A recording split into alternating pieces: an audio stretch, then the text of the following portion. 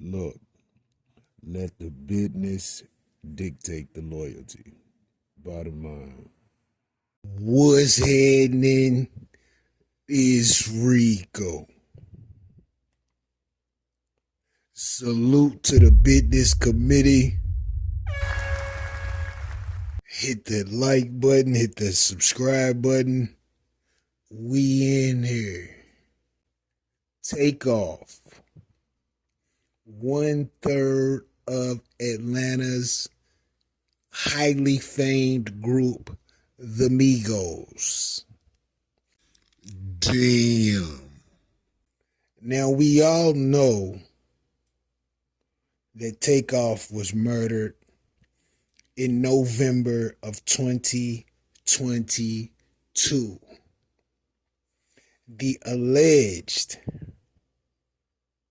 male accused of murdering Takeoff, his name, Patrick Clark.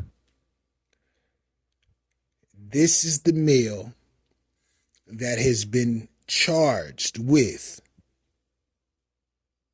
the murder of Takeoff at the dice game at the bowling alley, I believe. As of now, there's no clear timeline for the trial's start. That is very rare because when you look at the Dolph case, which has been stretched out further than everybody knows, they still had dates aligned, recorded, so that the trial knows that there's deadlines to components of this case that we must meet. Now, when there's no clear timeline from a trial start date, there could potentially be something going on behind the scenes. Now, as they stated, Clark was selected through the recreation of the murder by using video and ballistics evidence. Clark and his lawyer state as defense that the reconstruction of the murder is highly unreliable. And then you have to take into account this.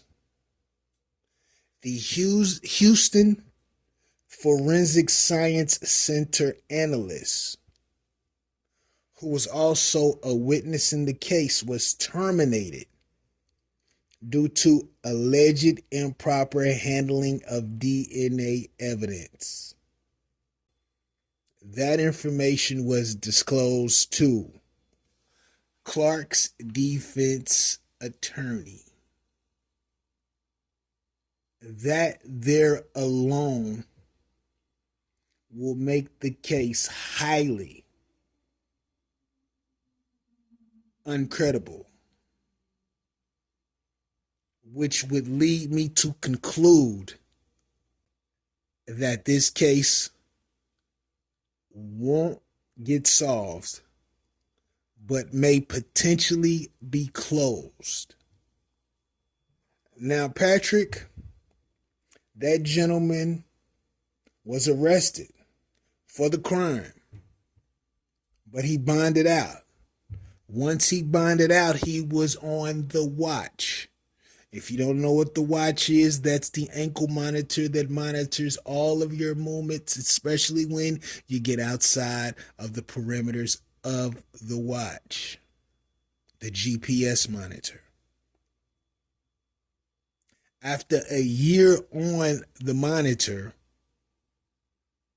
it was eased. His bond stipulations were eased to the point where all he must do is maintain a curfew and stay within Harris County. So your man Patrick Clark is out here living his best life, knowing that he may potentially get away with murder. And the reality is when you take into account the analysts who dealt with the DNA evidence negligently, when you consider the distance between when the murder happened and where we are now, and how much further we may have to go before a trial date is set, and when you consider how sensitive it was when it initially happened to how sensitive it is now to not only the courts, but the people involved, attorneys, etc.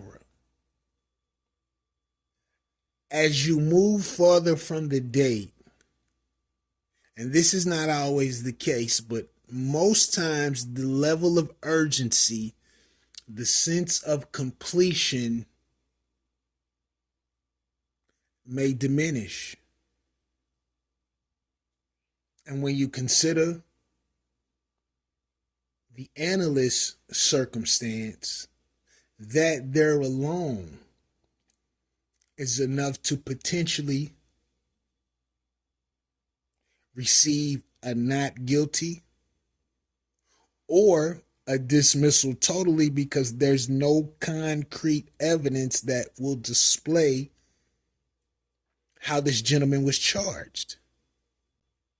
The reality is he probably will get off with a free murder. Everyone seems to be fumbling the ball. What the prosecution is doing, who knows? But isn't this crazy?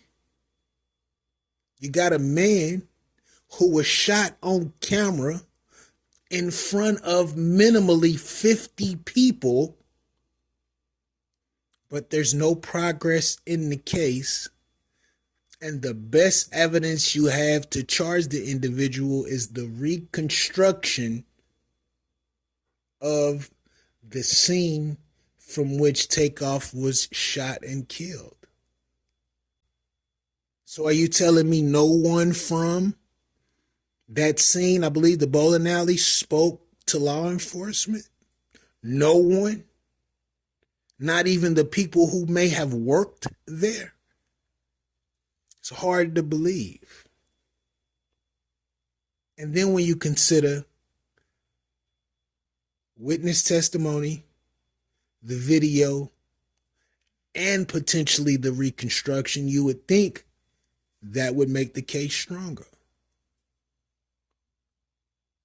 But the strongest component of the case, which was the analyst, has already been deemed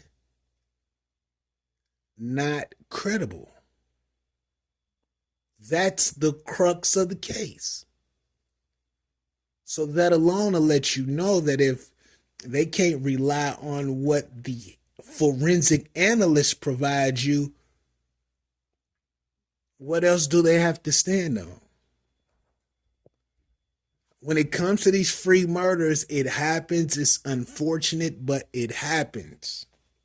I have a relative that was murdered by a young man who had murdered someone before he murdered him. The young man was convicted of the murder before he was even charged with the murder of the relative of mine.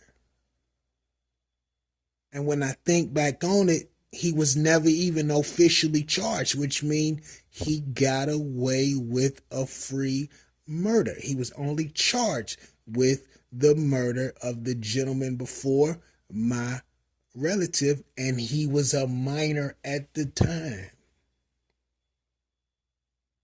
He had a very light sentence for the murder. Now, ultimately, he was murdered. But the reality is the relative of mine that he shot and killed, he got away with that. Scot free. So it happens. And when I consider this takeoff case and the level of urgency that it has been moving with, and the developments from the time that the murder happened to this point, I'm almost willing to bet that Mr. Clark will get away with a free murder, allegedly. But I could be wrong. I could be wrong. Let me know what you think about this in the comments. Rico, what the business is. 100.